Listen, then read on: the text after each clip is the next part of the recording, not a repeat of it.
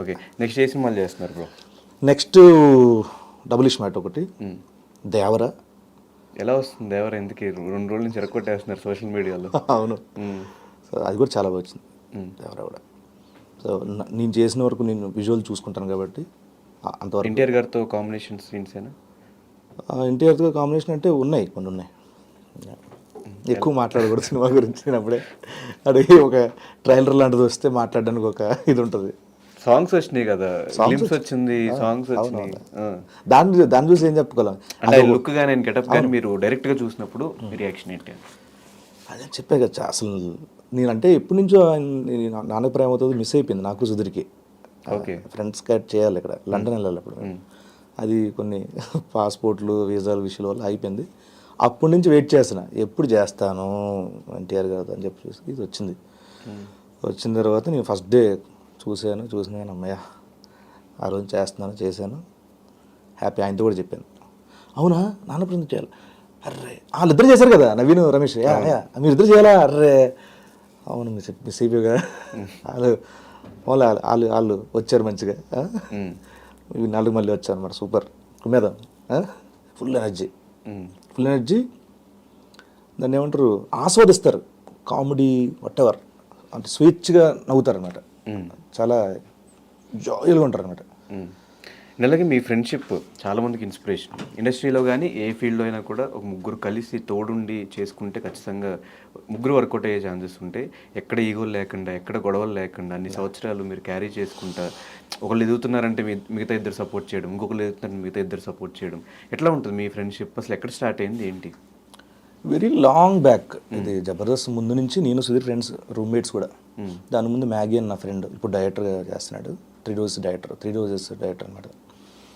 So తను అందరం ఒక రూమ్లో ఉండేవాళ్ళం. సో ఆ రూమ్లో ఉన్నప్పుడు వేణన్ నాకు పరిచయం. వేణన్ ద్వారా జబర్దస్త్ వచ్చింది. జబర్దస్త్ నేను వెళ్ళిన తర్వాత జబర్దస్త్కి నేను వెళ్ళకముందు నాకు వేరే దగ్గర అగ్రిమెంట్ ఉంది, వేరే మ్యూజిక్ ఛానల్లో. అన్న నేను రాలేను, నేను 10 ఎపిసోడ్ల తర్వాత వచ్చేస్తాను, ఈ లోపు నా ఫ్రెండ్ కూడా ఉన్నాడు అన్న సుధీర్ అని చెప్పి సుధీర్ని పంపించాను. వాడు సెలెక్ట్ అయ్యాడు. దాని తర్వాత నేను జాయిన్ అయిపోయాను. సో అలాగా జర్నీ వెళ్తుంది. ఈ క్రమంలో వేణన్న, ధనరాజన్న వీళ్ళు కొంచెం దూరం అయ్యారు షోకి. దాని తర్వాత టీమ్ లీడర్లుగా అనౌన్స్ చేశారు. చేసిన తర్వాత ఇక్కడ రైటర్ కావాలి మాకు. నేను ఐడియాలజీ చెప్పగలను, కొంతవరకు రాయగలను, కానీ పూర్తిగా పంచులు అంటే కష్టం.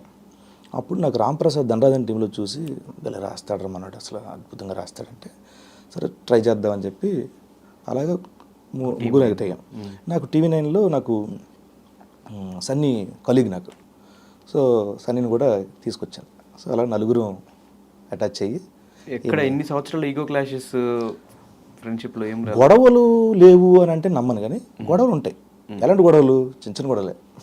ఎలా ఎగ్జాంపుల్, స్క్రిప్ట్ ఉంది, వాడికి ఏదో పనిలో ఉంటాడు, వాడు ఫోన్ చూసుకున్నాడు, ఇక్కడ రాసుకుంటున్నాం కదా కొంచెం లేవు చూసుకొని. ఒక్కోసారి నేనేదో పడుకుంటాను, వాడు నన్ను అరుస్తాడు అంటారు కదా, మామూలు చెప్పు అని ఆడు సుధీరు. ఇలా ఇమ్మీడియట్గా ధర రెడీ ఇమ్మీడియట్, అంతే సెకండ్స్లో పోతాయి అవన్నీ. అవి కూడా లేకపోతే బోర్ కొడుతుంది. ఇది చూసి బావా అనుకుంటాం. ఓకే. సో ఇప్పుడు సుధీర్ కూడా ఆయన హీరోగా బిజీ, అటు యాంకర్గా బిజీ. ప్రదీప్ అన్న ఇప్పుడు సినిమా చేస్తున్నాడు. అది కూడా చేస్తున్నా సినిమా. అది కూడా చేస్తున్నారు మీరు? ప్రదీప్ సినిమాలో క్యారెక్టర్ చేస్తున్నా, మంచి క్యారెక్టర్. అది కూడా మంచి క్యారెక్టర్, మంచి కథ, మంచి సినిమా అది. ఆయన డెసిషన్ గురించి మీ ఒపీనియన్ ఏంటి? అంటే కంప్లీట్గా మేల్ యాంకర్స్లో టాప్ పొజిషన్లో ఉన్న వ్యక్తి సడన్గా అది మానేసి సినిమాల్లోకి రావడం, ఆ డెసిషన్ మీద వాట్ ఈస్ యువర్ ఒపీనియన్? నేను మాట్లాడిన దాంట్లో బాగా తెలిసింది, అర్థమైంది ఏంటంటే, ఈ సినిమా రన్ అవుతున్న క్రమంలో నేను ఏ షోలు పెట్టినా దాన్ని రిఫ్లెక్ట్ అయిపోతాను నేను. ఆ వర్క్ ప్రెజర్ ఉంటుంది. సో అందాక ఈ సినిమా చేసినంత వరకు మిగతావన్నీ ఆపి దీని మీద దృష్టి కేంద్రీకరించి మొత్తం ఫినిష్ చేసిన తర్వాత మళ్ళీ కావాలంటే చేద్దాం అని, అంతే తన ఒపీనియన్ ఉంది, నాకు చెప్పాడు కూడా. అంతేగాని వేరే ఇదేం లేదు. ఫ్యామిలీ లైఫ్ని కూడా సోషల్ మీడియాలో ఎప్పుడు చూస్తూ ఉంటాం, హ్యాపీగా.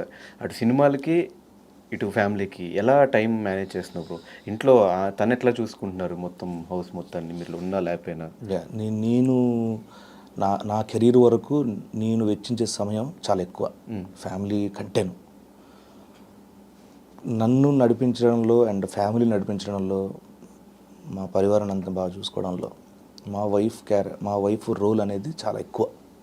అంటే ఇద్దరికి ఎంత పర్సెంటేజ్ ఇస్తామంటే నేను 80% తనకి ఇచ్చేస్తాను ఆ క్రెడిట్ అంతా. సో బాబుని చూసుకున్న దగ్గర నుంచి స్కూలు, తను గార్మెంట్ బిజినెస్ చేస్తారు, తను ఆన్లైన్.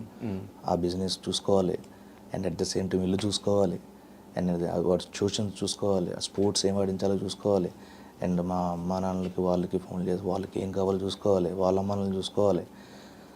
ఇన్ని ఉన్నాయి, అన్ని తన మేనేజ్మెంట్ బాగా చేస్తారు తను. And at the same time మా అమ్మ నాన్నలు చూసుకోవడానికి మా అన్నయ్య ఉన్నాడు.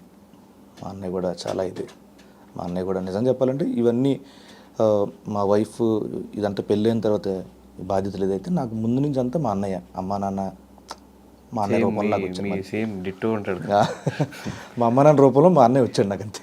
కానీ ఆ టైంలో ఒక ఎపిసోడ్ ఒక స్కిట్ చేసినప్పుడు తను కూడా జబర్దస్త్కి వచ్చేస్తే బాగుంటుందేమో అనిపించింది. ఆ ఇంట్రెస్ట్ లేదా మీ అసలు అన్నయ్యకి? నేను ఆ తలని తప్పు చేయను, నాకు తెలుసు. నేను చాలా నా వర్క్లో నేను బిజీ, క్యారీ అన్న అంతే. తనకు అసలు ఇంట్రెస్ట్ లేదు, కానీ బాగా చేస్తాడు. ఒక్కోసారి అంటాడు డామినేట్ చేస్తారా నిన్ను అంటాడు. సార్ వచ్చేది నాకు అన్నయ్య డామినేట్ చేయడం తప్పే ఉందంట.